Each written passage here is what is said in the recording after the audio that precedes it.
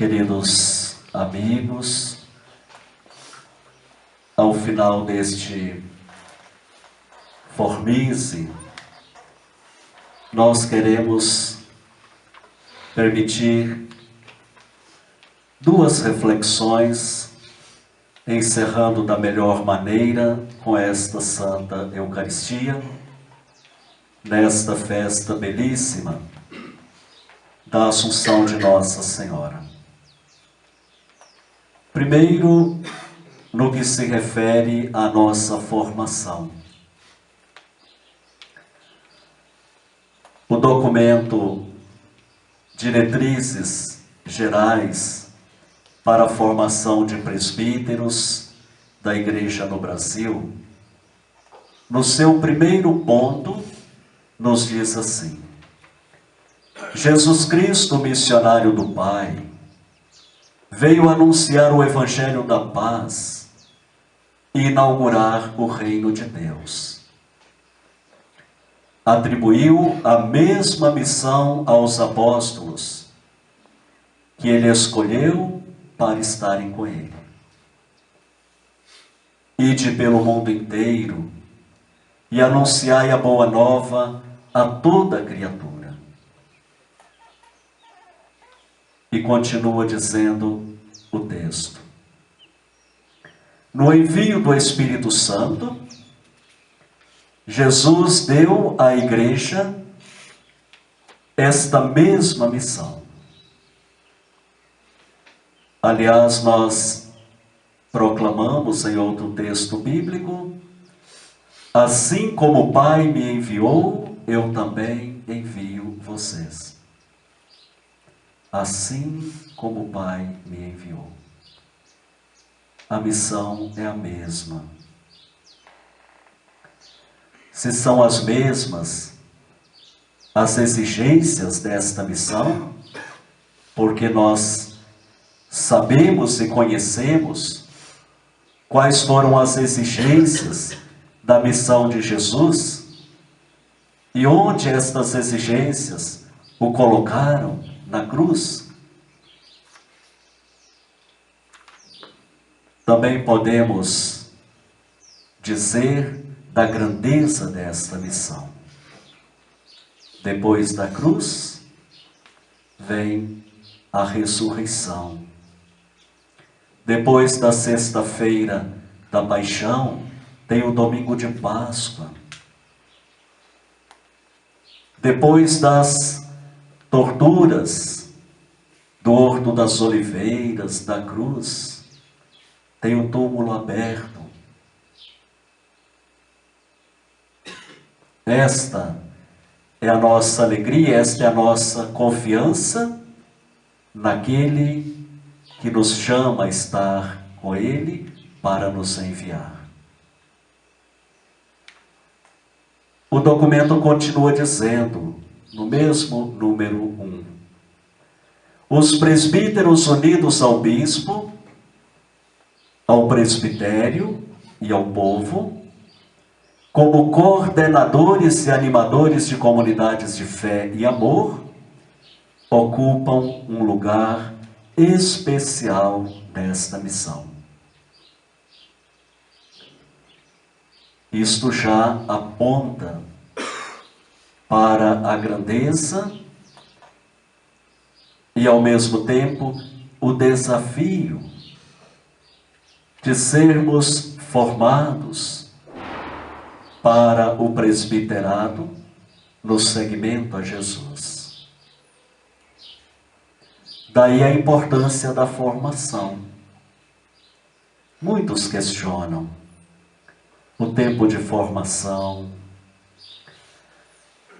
a maneira como a Igreja tem para formar seus presbíteros hoje. Alguns arriscam opiniões as mais diversas possíveis. Se a maneira que a Igreja tem para nos formar hoje não é a que mais nos agrada, também não temos outra maneira.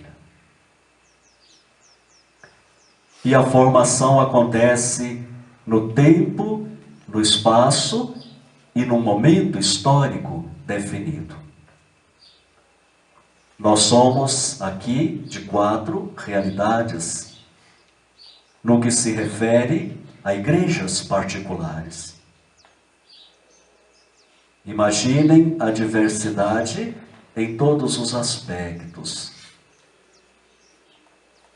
No entanto, nós somos muito privilegiados, porque a igreja no Brasil deu passos muito importantes.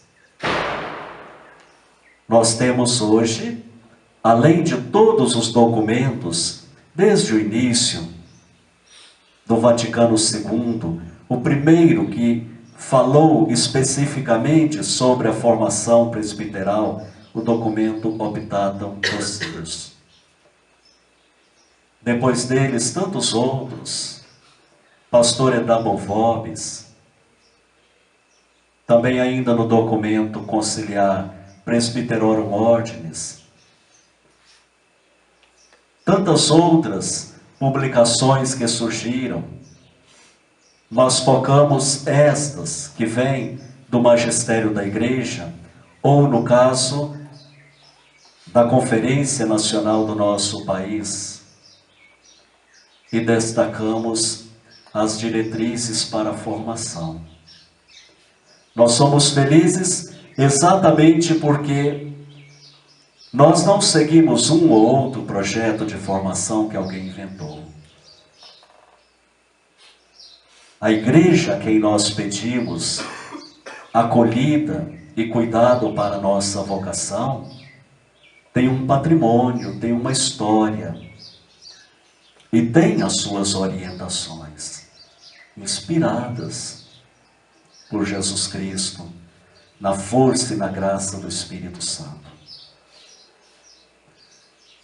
E este documento que é basilar para a nossa formação, o das diretrizes, ele fala de 3 pilares, onde a formação presbiteral cresce e produz frutos, ou onde a formação vai fracassar.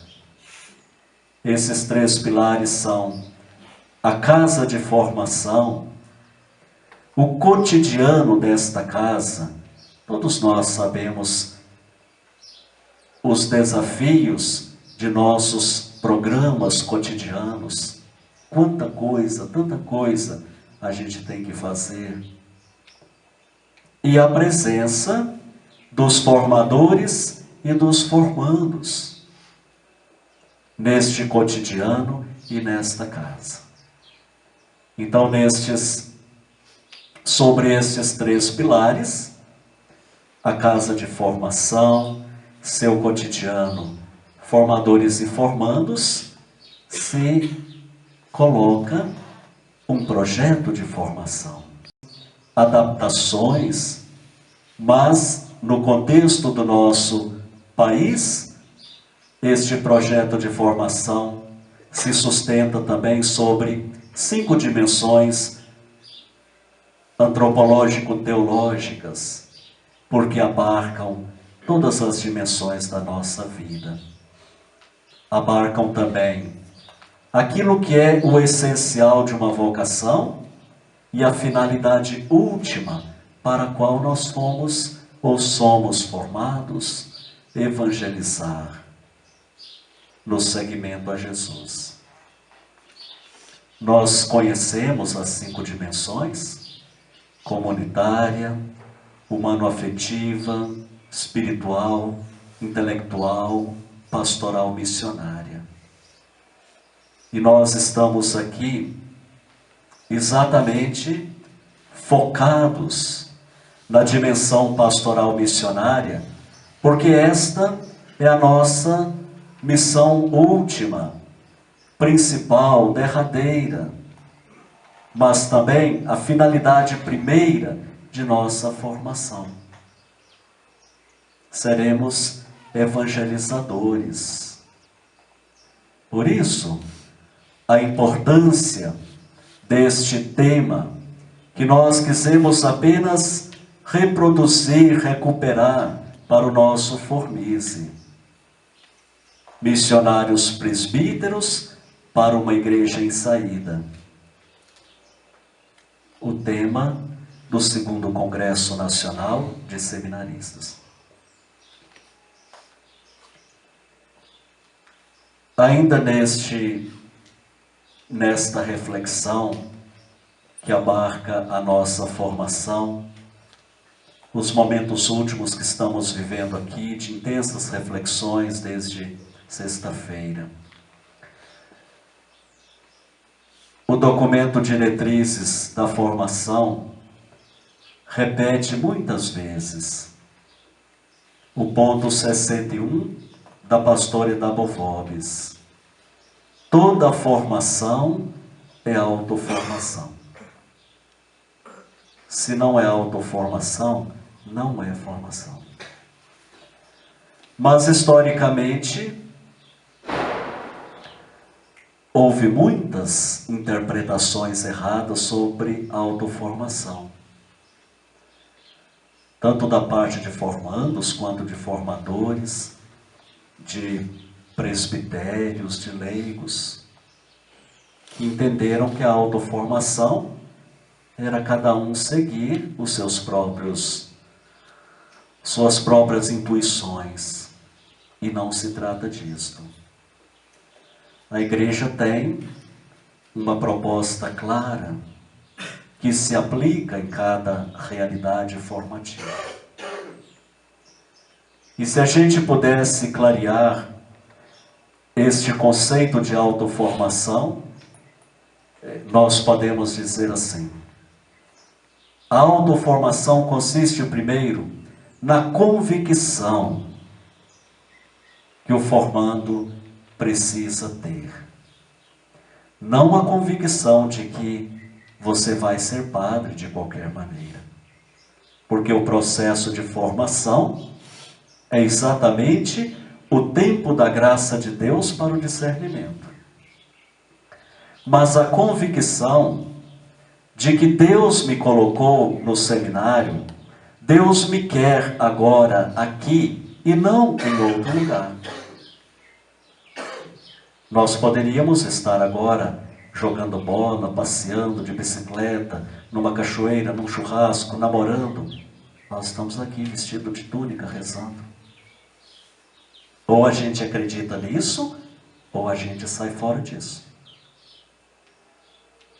É a convicção. Neste momento, Deus me ama aqui.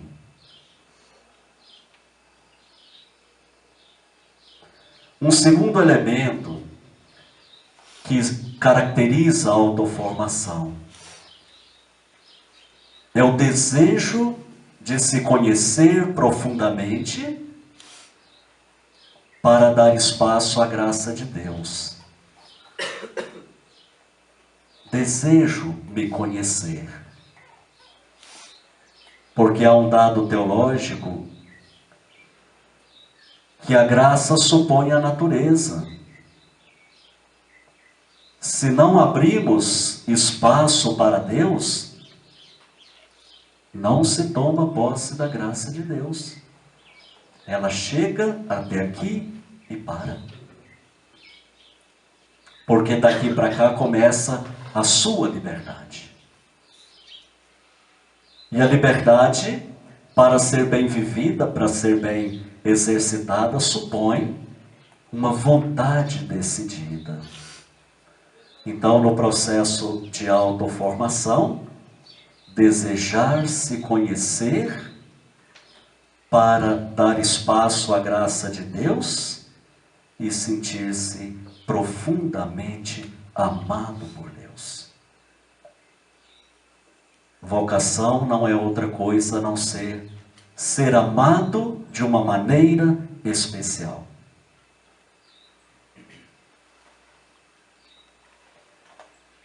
E a terceira característica da autoformação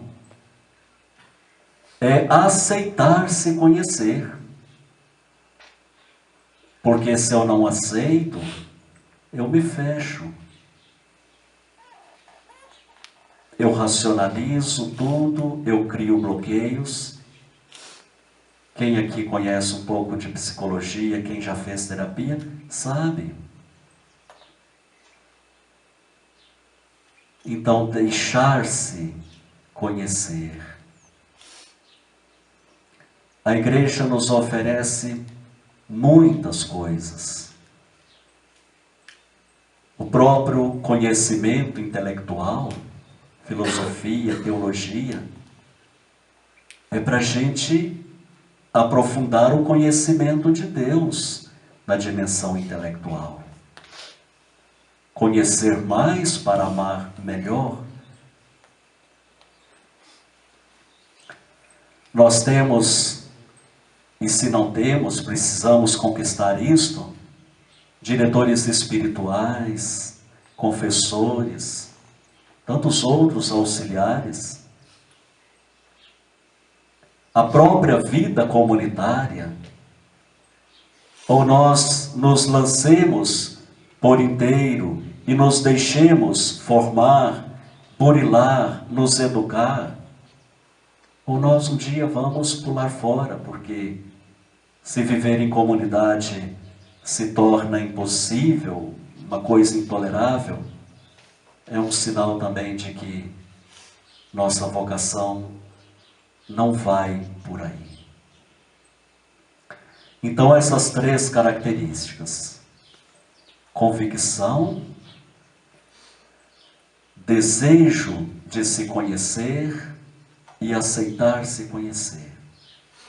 Com tudo que a igreja coloca à nossa disposição. Isso tudo traduzido se chama graça de Deus.